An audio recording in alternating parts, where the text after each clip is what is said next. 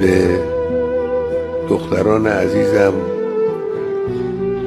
خانم‌های حاضر در جلسه عرض می‌کنم توجه بدید کسانی رو که در پیرامون شما هستند که مسئله حجاب رو یه مسئله دینی و اسلامی و زهرایی و زینبی بدونن.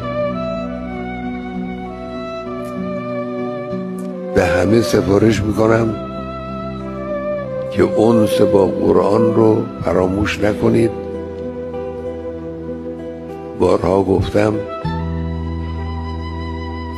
قرآن رو هر روز بخونید، ولو نیم صفحه از هر جای قرآن رو باز کنید، نیم صفحه قرآن بخونید، یک صفحه قرآن بخونید، هرچی که رغبت و میل دارید انجام بدید.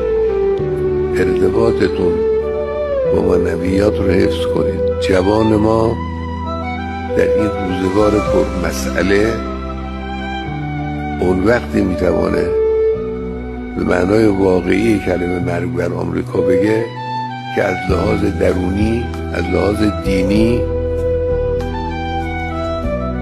از لحاظ اعتقاد و اتکاء با خدای متعال.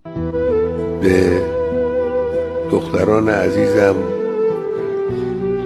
خانم‌های حاضر در جلسه عرض میکنم توجه بدید کسانی رو که در پیرامون شما هستند که مسئله حجاب رو یه مسئله دینی و اسلامی و زهرایی و زینبی بدونن. به همه سفارش میکنم که انس با قرآن رو فراموش نکنید. بارها گفتم قرآن رو هر روز بخونید، ولو نیم صفحه از هر جای قرآن رو باز کنید،